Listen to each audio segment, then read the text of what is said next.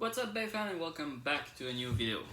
So, sorry about that, my cats are being crazy. And you might hear my bird during some of these parts of this video. I'm sorry about that. So yeah, okay, today's video, it's basically a video about the general rules.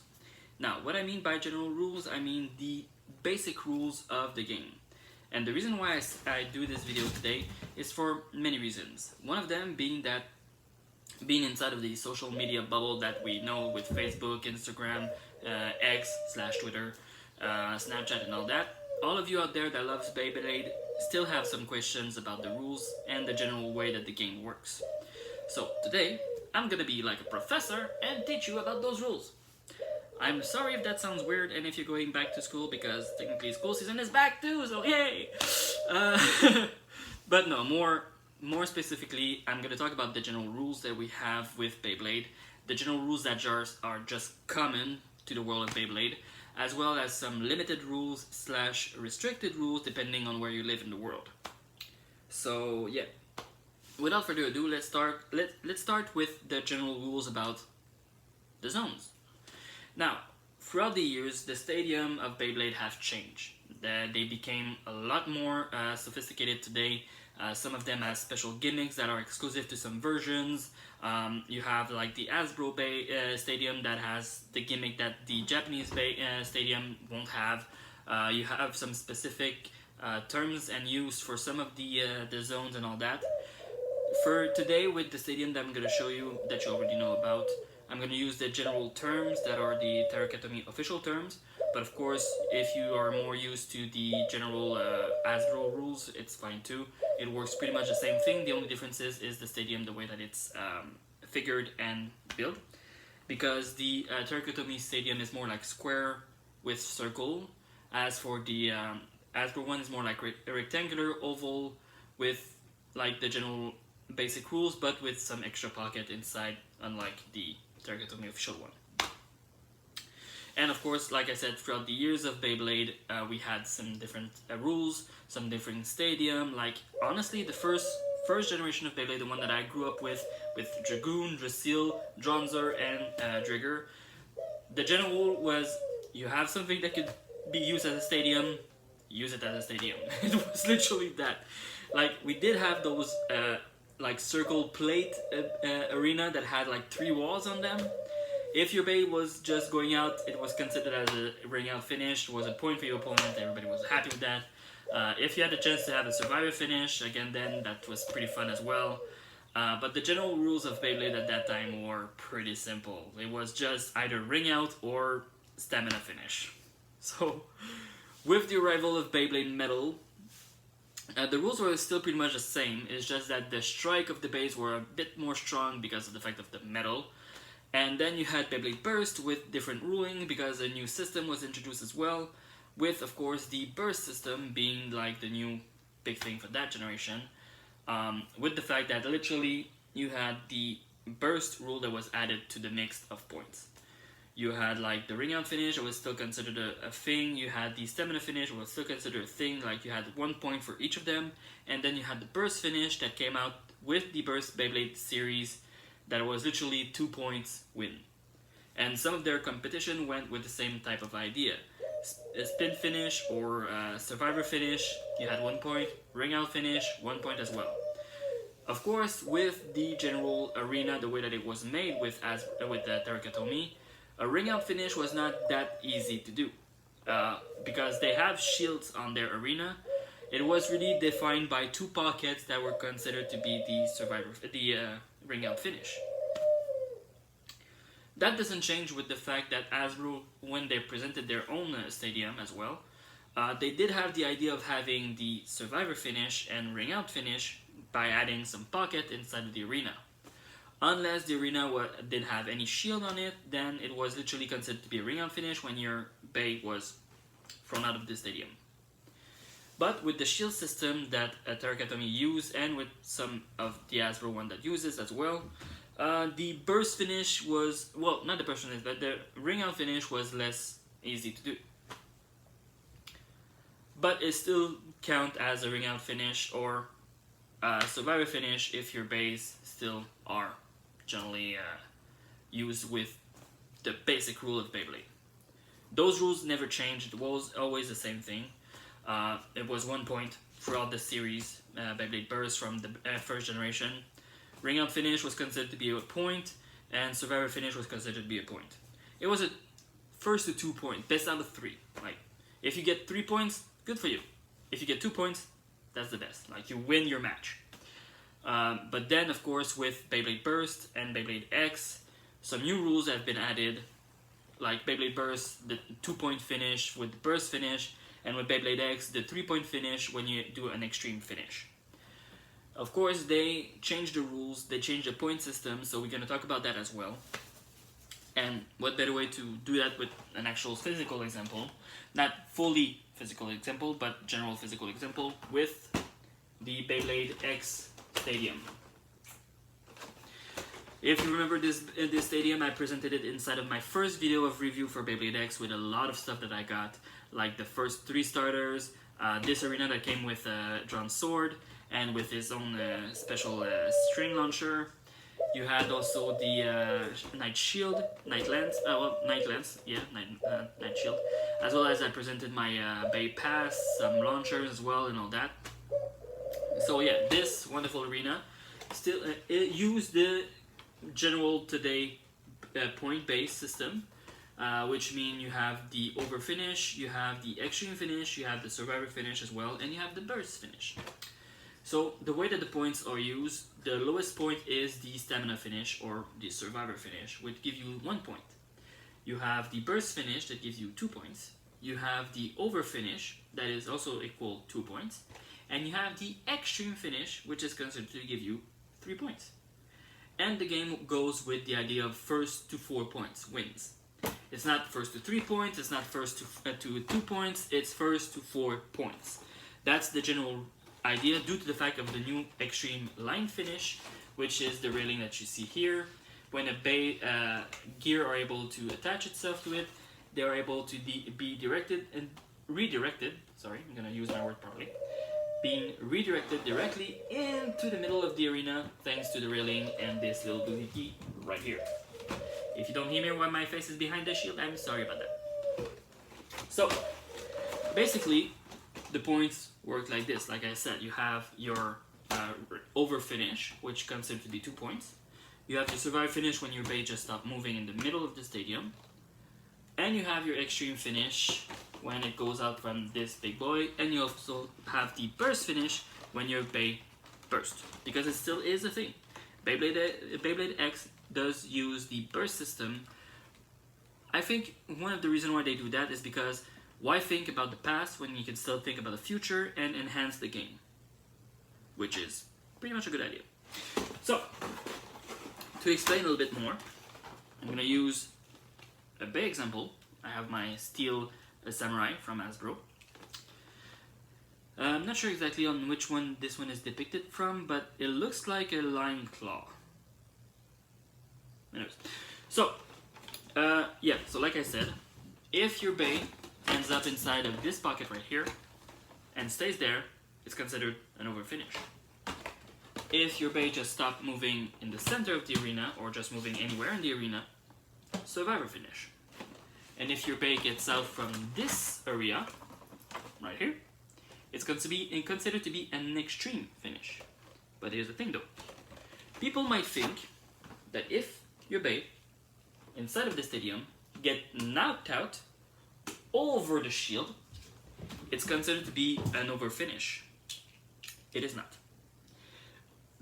I'm not sure about the official Terikatomi rules, but as they say on their own stadium right here, the rules to be able to play Beyblade the correct way is to make sure that your face is not too close from the shield, because it is something that could happen.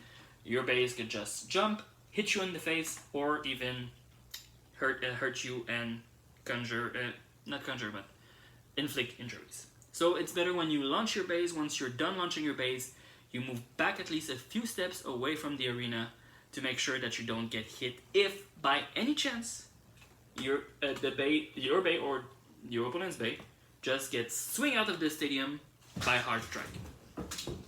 Now, the reason why I say that if the bay jump out of the stadium is not considered to be a point or an overfinish point is because of the fact that, unlike the anime, we use the shield system to protect ourselves.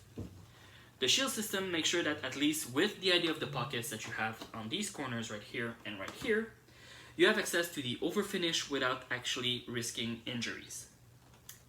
Now, when a bay is launched outside of the arena by the top of the shield, it's considered to be a fouls game. You then have to restart your turn to restart the game and have the proper finish, either by stamina, over, extreme, or burst. Now, generally, these arenas are pretty much the standard base. You have your over finish right here, you have your extreme finish right here, and you have, of course, the general rules of not going outside of the shield. Now, for some of you out there that probably played with this arena, might be a chance, you can realize that sometime, depending on your launch, your bay will stuck on the shield and won't go inside of the arena. It will just circle around the top of the shield and not fall inside. This is considered to be a missed launch. You then have to restart the turn completely and go back from scratch. That's for the point. If, for example, your opponent already has 2 points, you won't make him go back to 0 points if your base stays outside of the arena, because it doesn't count as an actual turn. Now, what else with the stadium can I say right now?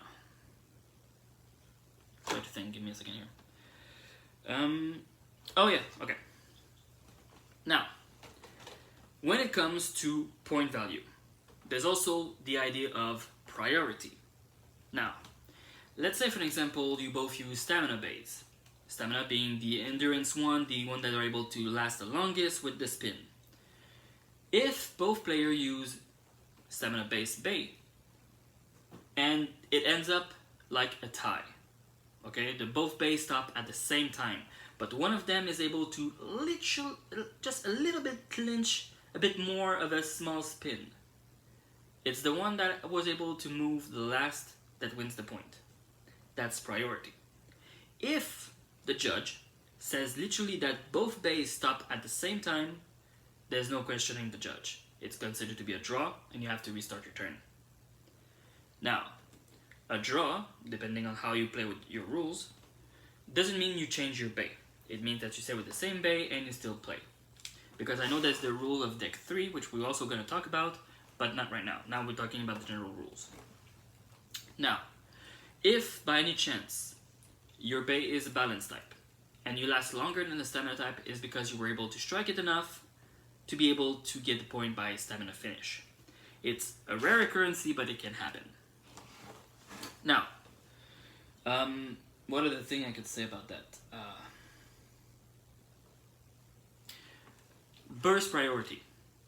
Let's say both you fight inside the arena and your bay burst after your opponent ends up in the overfinish circle. If your burst was the reason why it was launched into the overfinish circle zone, like it was launched here, it still counts as priority burst. Here's the thing why. I'm gonna take another one. I'm gonna take my shinobi knife. If, say, my Beyblade burst, I'm just gonna move the bit. My Beyblade burst, and by bursting, the piece of my bay are able to launch a steel samurai inside of the overfinish pocket, since by a burst, that situation happened before he ends up in the overfinish zone. It's considered to be a burst finish for my opponent, not an overfinish for me. If my bay, if by any chance, because it's something that can happen like this, if by any chance, by a collision, the bit came about to be loose, but the spin is still good, but then my opponent is launched into the overfinish zone, and I'm still spinning, but I burst. Since I'm still spinning, I get the overfinish from my opponent. Because that's the thing, it goes with priority. But then again, you need a good judge to be sure that the thing is still considered to be fair. So, sorry about that. So, if for an example, defense beats balance from stamina. Stamina points, you get 1 point. If by any chance you're able to do an over finish, 2 points. Burst finish, 2 points. Extreme finish, 3 points. So that's the general rules of how the point system works inside of the stadium. Of course, with the priority rules as well being implied by the fact that the first that comes out wins, the first that survives wins, and all that.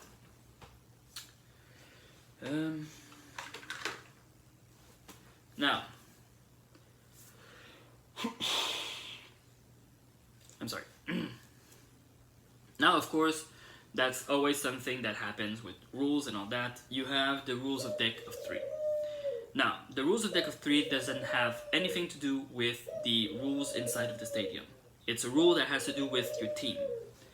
Now, I'm gonna take a team, for an example that I have here. Okay. I'm gonna take a team that I have here. My team, my Pendragon team. So I have White Tiger, I have Black Shell, and I have Cobalt Dragoon. Now, if the tournament you're in decide to do the, how can I say that? I try to remember the name. The 3-deck rules. The 3-deck rules basically say that you have to use only 3 Beyblades. You cannot use them each at the same time. You have to use one at a time. And basically, you choose... Actually, you know what? Give me a minute. It's gonna be easier with the item that I have. Just be patient for 2 seconds.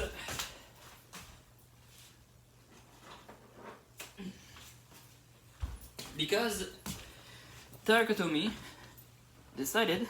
That's my stomach, sorry about that. Okay. Whew. And I'm back. So, hello. So, Tarkotomi decided when they created Beyblade Burst, Beyblade X, to do a type of idea with team battles. So, team battles, basically, it is 3 bladers that use each a different type of bay. You cannot use the same type inside of your team. If, for an example, one of them decided to be, oh, I'm the attacker. Nobody else inside the team can be the attacker. You have to use either stamina, balance, or defense. If someone says, oh, I'm gonna be the defense one, no other player can be the defense one. It has to be either stamina, attack, or balance. And I know what you're gonna say. Basically, balance is the mix of the 3 genres together, but it's still considered its own genre as well. So, Tarkotomi decided to make this case that literally is the 3-on-3 deck case. The way that this little baby works is basically to separate each of your bays inside of categories. You have first bay, second bay, third bay. So let's say, for example, I say that my Cobalt Dragoon is number 1, my White Tiger number 2, and my Black Shell number 3. That's their position. They cannot be changed during your match. You can change them after. Let's say, for example, oh, I don't like the fact that I played Cobalt Dragoon as the first bay. So I'm gonna say, oh, White Tiger, you go first, and Dragoon, you go second. And that's pretty much it. That's the way that the deck of 3 works. You can't change it during your match. You can say, oh, I liked him as the first one, but I want him to use it. I also want to use him in the second run. Doesn't work like that.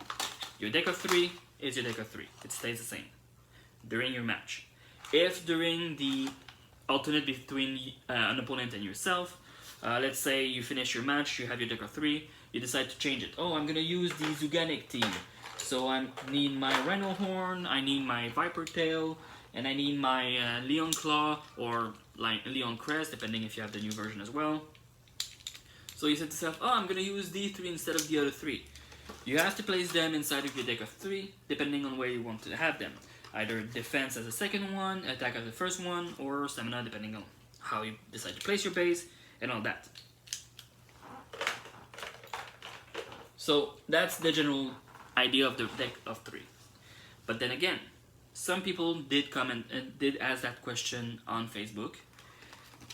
What happened if I like my Cobalt Drake to be my first bay, but then I want him to be used more than once?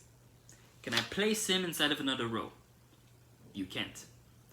You can though, after your match is done. Let's say for example, oh, he's a good bay, but I feel like he should not be the first one that I use, he should be the second one or third one. Then you can mix up your arrangement. You can say Wise Tiger is going to be the first one, Black Shell is going to be the second one, and finally, just because why not, Cobalt Dragoon, the third one. And that's how it works. After that, once you lock your situation, you present it to the judge, you say these are my bays, number 1, 2, and 3. You present your case, you leave your case open, because anyways they still have the mark 1, 2, and 3 here, so it's really easy to find and to figure out. And you cannot change the disposition of your base. It has to stay like this. That's why also it's sometimes the judge is going to ask you to close it, so it's locked in place and nobody else can change it. So let's say you want to use your first bay, you just open the first case, you take out your bay, you put out your launcher, and you start your game. After that, your bay goes back inside number 1, you close it, you open number 2, you use the number 2 bay, Black Shell, you get your launcher ready, you play your game, the game is over, it goes back inside. And then you go for the third round, you use your Cobalt Dragoon, your battle is over, you put it back, you close the case. Simple as that. Although, with this deck of 3 rules, the point value change as well. Basically, it would be first 7 points, because the general idea of the game is different. Of course, if, for example, you go through your deck of 3 and you didn't get your 7 points and your opponent didn't get 7 points, you restart from case 1. So you go back with Wise Tiger, you do battles with him, depending on the point you get, depending on the point you have on the first try, he's the first one that you use after that. Basically, you go in a row. You cannot decide, oh, let's launch again Cobalt Dragoon because he did so well. No, you have to start from square one with the first bay. And afterwards, you move up to the second bay, and then you move to the third bay. Just like that. Let's say, for example, the way that your team is arranged and the way that the opponent team is arranged as well. All of your game finish with stamina finish. Survivor finish, basically. If that happens, because it can happen, you will only get 3 points at the end, because survivor finish 1 point, survivor finish 1 point, survivor finish 1 point. After your match is done with one of these bays, you have to change it. That's why it works like this. It's the only way you can change your bay during a match, is if you use a deck of 3 rules. Because during a normal match, if you decide to use only one bay, it's only one bay until you arrive to your 4 points. And that's it. But if you use the deck of 3 rules, it's first to 7 points, therefore you can use more than one bay inside of one match, but you cannot use the same one during that same match. Until you arrive to number 3, you don't have the 7 points, the opponent does have the 7 points, so you go back to the first bay. That's basically it for that one. Okay, now up to the limited / restricted rules. Now, with Beyblade X, of course, we can say that the combination of the burst system makes you able to do a lot of different combinations, to use different ratchets, different bits, different blades as well. Let's say I'm pulling out Wizard Arrow here. I use this ratchet. I decide to make him a balance using the Unicorn Sting bit. It's the combination that you want to make that basically decide how you're going to play the game, because it still is the idea of customization. It's always going to be this, it's always going to be fun, and that's one reason why I love Beyblade, is because of the idea of customization to create your own way of playing the game.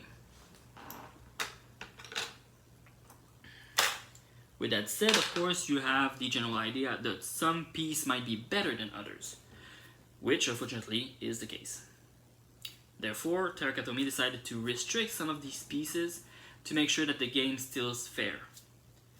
And the pieces are basically 6 pieces in total. Well, 6 pieces, but I only have 5 of them, because I don't have the other one. I wasn't lucky enough. So the six pieces are 3 different blades, 1 ratchet, and 2 bits.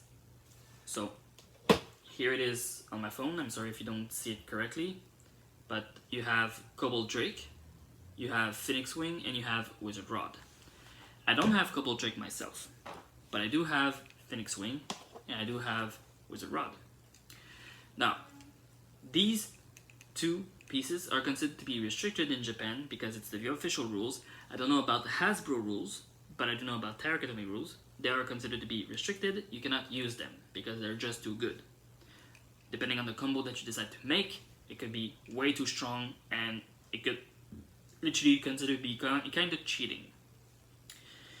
With the limited version of these rules, with casual blading and just random events, these parts are authorized, but you would give points to your opponent depending on which part you use. Let's say, for example, I decide to use Phoenix Wing.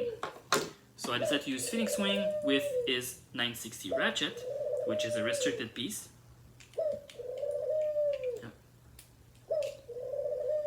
So I decide...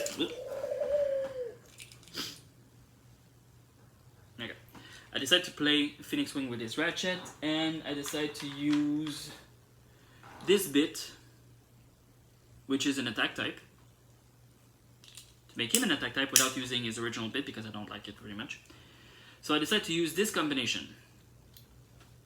With the limited ruling that some people use out there in the world, I don't know if it's the same thing for everybody, but that's the way it works.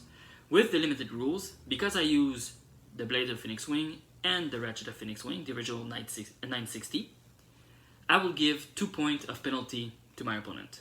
Basically, I start with a handicap of 2 points for him. So if by any chance he bursts my base, he gains 2 points directly. If by any chance I use one of the 2 bits that are considered to be restricted or limited by the rules of Tarakatomi, which are 2 stamina type bit, which I'm pretty bummed about that because stamina is my favorite type, which is the original ball bit that came with Wizard Arrow, and the orb bit that comes with Viper Tail as a stamina mode. These ones are considered to be giving 1 point to your opponent as a penalty, and as the Tarakatomi official rules are considered to be banned. You can't use them, they're restricted. You can use any other stamina type bit. Let's say, for example, you use Gear Ball, or even a Disc Ball, you're good. Because the rules has not yet made to be put on Disc Ball and on Gear. So that's pretty good. But if you decide to use these 2 bits with either this combo or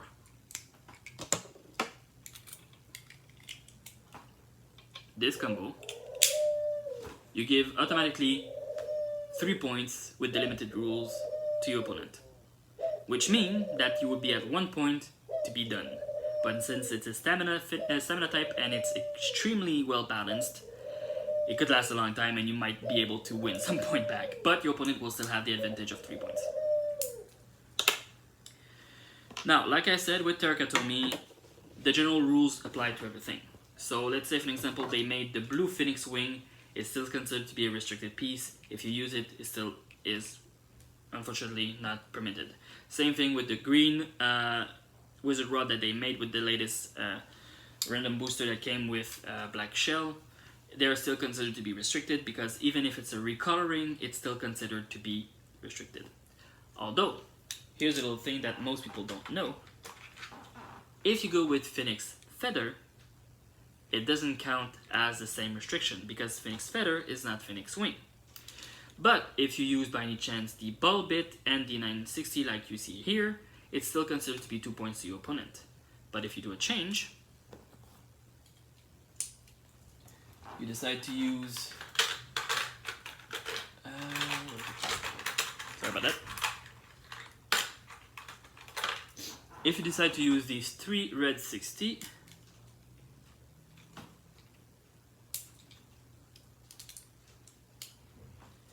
and you decide to use Gear Ball, you're good to go. Because your bay is not restricted, it's not limited, you can use all these parts without any problem. And if you want to make the original version of the game, well, the original version that was presented inside of the show, you could always use an attack type and make it an attack type to have it an original one from the show, if you want to use those techniques. But honestly, I prefer the idea of having him all red, like this, by stamina. So like this, I will actually just give 1 point to my opponent. If I use a 960 ratchet, like this one, I will give 2 points to my opponent. But it's not the case, so I'm pretty happy with that.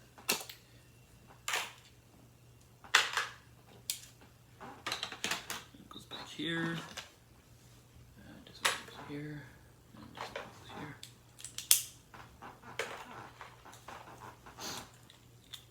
And let's say, for example, you use the original setup of Wizard Rod.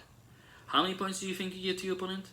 Only 1, because you use the Wizard Rod blades. You don't give 3 points because you use all the pieces, but you give only 1 point away because you use Wizard Rod.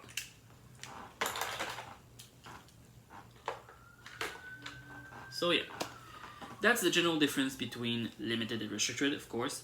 But like I said, in Asia with Terakatomi rules, it might be different depending on the event that you go. And I'm not sure about the Hasbro rules, if they use the same rules, because Hasbro has event rules that I'm actually really pissed about and angry about, but I'm going to talk about those inside of another video another time.